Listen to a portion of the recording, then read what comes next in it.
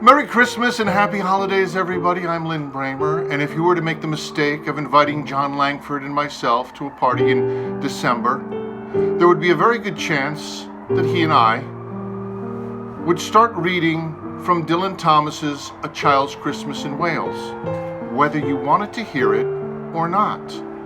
So in keeping with that fine tradition, today we would like to make an attempt at sharing some of the most beautiful words ever written about Christmas memories.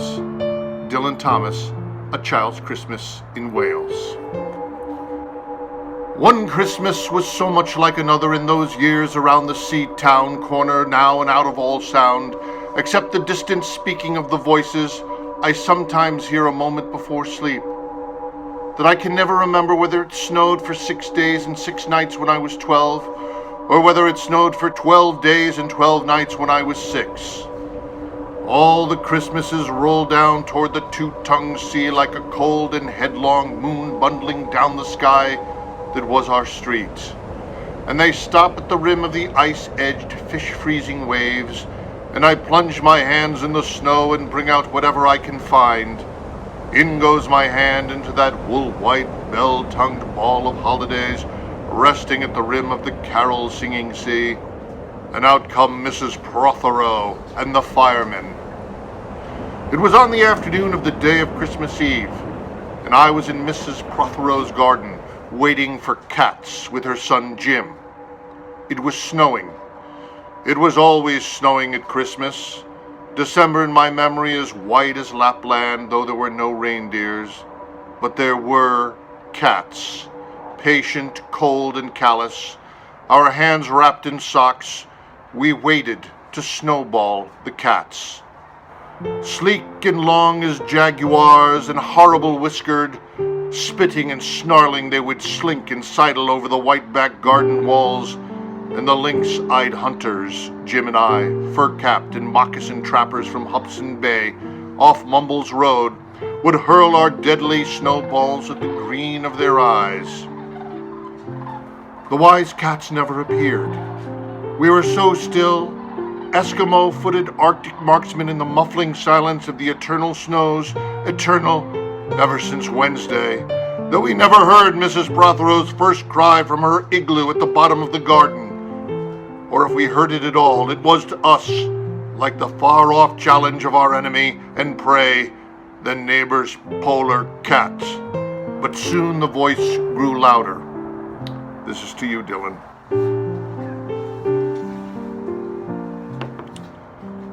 Fire! Cried Mrs. Prothero, and she beat the dinger gong. And we ran down the garden with the snowballs in our arms toward the house, and smoke, indeed, was pouring out of the dining room, and the bong was bombilating, and Mrs. Prothero was announcing ruin like a town crier in Pompeii. This was better than all the cats in Wales standing on the wall in a row. We bounded into the house, laden with snowballs, and stopped at the open door of the smoke-filled room. Something was burning all right. Perhaps it was Mr. Prothero, who always slept there after midday dinner with a newspaper over his face. But he was standing in the middle of the room saying, "A fine Christmas," and smacking at the smoke with a slipper. "Call the fire brigade," cried Mrs. Prothero as she beat the gong. "They won't be here," said Mr. Prothero. "It's Christmas." There was no fire to be seen, only clouds of smoke, and Mr. Prothero standing in the middle of them waving a slipper as though he were conducting. "Do something," he said, and we threw all our snowballs into the smoke. I think we missed Mr. Prothero and ran out of the house to the telephone box. "Let's call the police as well," Jim said, "and the ambulance, and Ernie Jenkins. He likes fires." But we only called the fire brigade, and soon the fire engine came, and 3 tall men in helmets brought a hose into the house, and Mr. Prothero got out just in time before they turned it on. Nobody could have had a noisier Christmas Eve. And when the firemen turned off the hose and were standing in the wet, smoking room, Jim's aunt, Mrs. Prothero, came downstairs and peered in at them. Jim and I waited very quietly to hear what she would say to them. She said the right thing, always. She looked at the three tall firemen in their shining helmets standing among the smoke and cinders and dissolving snowballs, and she said, "Would you like anything to read?" Years and years ago, when I was a boy, when there were wolves in Wales and birds the colour of red flannelled petticoats whisked past the harp-shaped hills, when we sang and wallowed all night and all day in caves that smelt like Sunday afternoons, in damp front farmhouse parlours, and we chased with the jawbones of deacons the English and the bears, before the motor car, before the wheel, before the Duchess-faced horse, before we rode the daft and happy hills barebacked. It snowed and it snowed. But here a small boy says, "It snowed last year too. I made a snowman. My brother knocked it down and I knocked my brother down. Then we had some tea."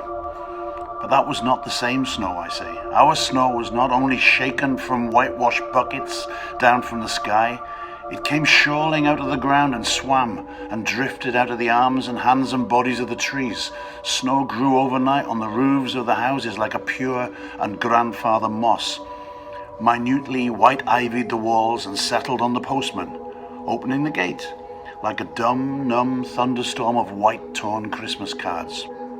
Were there postmen then too? With sprinkling eyes and wind-chuddy noses on spread frozen feet, they crunched up to the doors and mittened on them manfully. But all that the children could hear was a ringing of bells. "You mean that the postman went rat-a-tat and the doors rang?"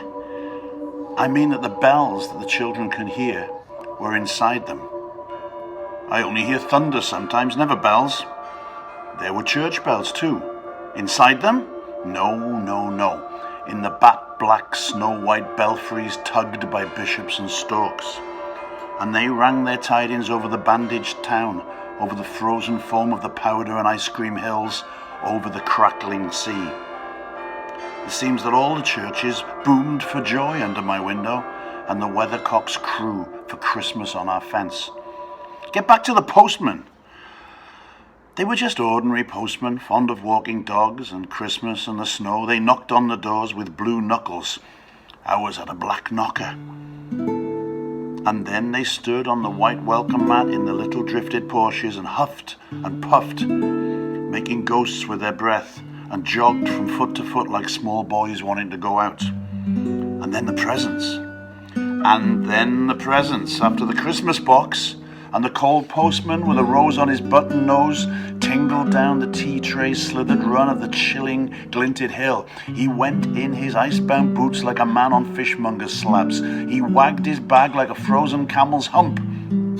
Dizzily turned the corner on one foot, and by God, he was gone. Get back to the presents. Well, they were useful presents.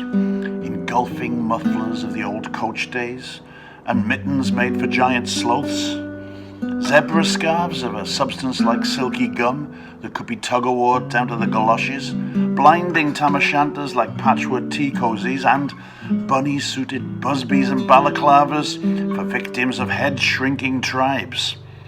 From ants who always wore wool next to the skin, they were moustached and rasping vests that made you wonder why the ants had any skin left at all. And once I had a little crocheted nose bag from an ant now, alas, no longer whinnying with us, and pictureless books in which small boys, though warned with quotations not to, would skate on Farmer Jail's pond, and did, and drowned, and books that told me everything about the wasp, except why. Bags of moist and many-coloured jelly babies, and a folded flag and a false nose, and a tram conductor's cap and a machine that punched tickets and rang a bell. Never a catapult. Once, by mistake that no one could explain, a little hatchet, and a celluloid duck that made, when you pressed it, a most unduck-like sound, a mewing moo that an ambitious cat might make who wished to be a cow. And a painting book in which I could make the grass, the trees, the sea, and the animals any colour I pleased. And still the dazzling sky-blue sheep are grazing in the red field under the rainbow-billed and pea-green birds. Hard-boileds, toffee, fudge, and all sorts, crunches, cracknels, humbugs, glaciers, marzipan, and butter Welsh for the Welsh. And troops of bright tin soldiers who, if they could not fight, could always run. And easy hobby games for little engineers, complete with instructions. Oh, easy for Leonardo. And a whistle to make the dogs bark, to wake up the old man next door, to make him beat on the wall with his stick, and to shake your picture off the wall. And a packet of cigarettes. You put one in your mouth, and you stood on the corner of the street, and you waited for hours for an old lady to scold you for smoking a cigarette. And then, with a smirk, you ate it. Then it was breakfast under the balloons. Were there uncles, like in our house? There are always uncles at Christmas, the same uncles.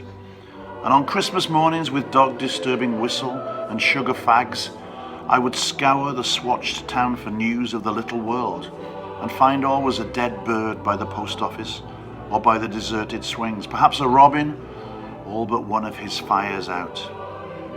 Men and women wading or scooping back from chapel with taproom noses and wind-bust cheeks, all albinos, huddled their stiff black jarring feathers against the irreligious snow.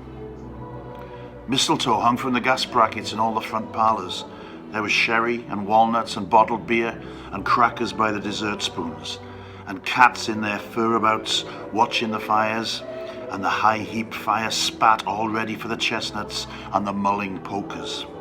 Some large men sat in the front parlours without their collars, uncles almost certainly, trying their new cigars, holding them out judiciously at arm's length, returning them to their mouths, coughing, then holding them out again as though waiting for the explosion. And some few small aunts, not wanted in the kitchen, nor anywhere else for that matter, sat on the very edges of their chairs, poised and brittle, afraid to break, like faded cups and saucers. Not many those mornings trod the piling streets. An old man, always fawn-bowlered, yellow-gloved, and at this time of year with spats of snow, would take his constitutional to the white bowling green and back, as he would take it wet or fine on Christmas Day or Doomsday. Sometimes two hale young men with big pipes blazing, no overcoats, and wind-blown scarfs would trudge unspeaking down to the forlorn sea to work up an appetite, to blow away the fumes, who knows, to walk into the waves until nothing of them was left but the two curling smoke clouds of their inextinguishable briars. Then I would be slap-dashing home, the gravy smell of the dinners of others, the bird smell, the brandy, the pudding and mince, coiling up to my nostrils, when out of a snow-clogged side lane would come a boy the spit of myself, with a pink-tipped cigarette and the violet past of a black eye, cocky as a bullfinch, leering all to himself. I hated him on sight and sound, and would be about to put my dog whistle to my lips and blow him off the face of Christmas, when suddenly he, with a violent wink, put his whistle to his lips and blew so stridently, so high, so exquisitely loud, that gobbling faces, their cheeks bulged with goose, would press against their tinseled windows the whole length of the white echoing street. For dinner, we had turkey and blazing pudding, and after dinner the uncles sat in front of the fire, loosened all buttons, put their large moist hands over their watch chains, groaned a little, and slept. Mothers, aunts, and sisters scuttled to and fro, bearing tureens. Auntie Bessie, who had already been frightened twice by a clockwork mouse, whimpered at the sideboard and had some elderberry wine. The dog was sick. Auntie Dosey had to have 3 aspirins, and Auntie Hannah, who liked port, stood in the middle of the snowbound backyard, singing like a big-bosomed thrush. I would blow up balloons to see how big they would blow up to, and when they burst, which they all did, The uncles jumped and rumbled in the rich and heavy afternoon. The uncles breathing like dolphins and the snow descending. I would sit among festoons and Chinese lanterns and nibble dates and try to make a model man-o'-war following the instructions for little engineers and produce what might be mistaken for a sea-going tram car. Or I would go out, my bright new boots squeaking into the white world, onto the seaward hill, to call on Jim and Dan and Jack, and to pad through the still streets, leaving huge, deep footprints on the hidden pavements. I bet people will think there's been hippos.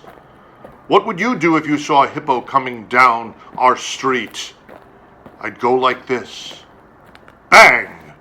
I'd throw him over the railings and roll him down the hill, and then I'd tickle him under the ear, and he'd wag his tail. What would you do if you saw two hippos? Iron-flanked and bellowing he-hippos clanked and battered through the scudding snow toward us as we passed Mr. Daniel's house. Let's post Mr. Daniel a snowball through his letterbox. Let's write things in the snow. Let's write, Mr. Daniel looks like a spaniel all over his lawn. Or we walked on the white shore. Can fishes see it's snowing?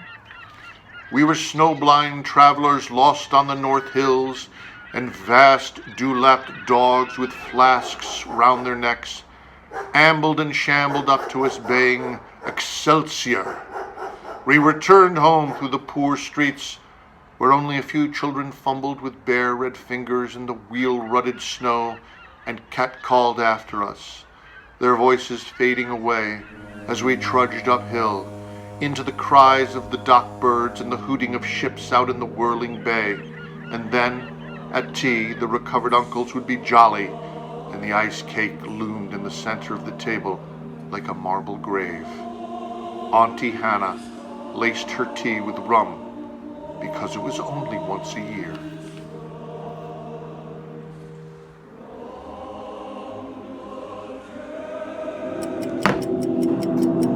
Bring out the tall tales now that we told by the fire as the gaslight bubbled like a diver.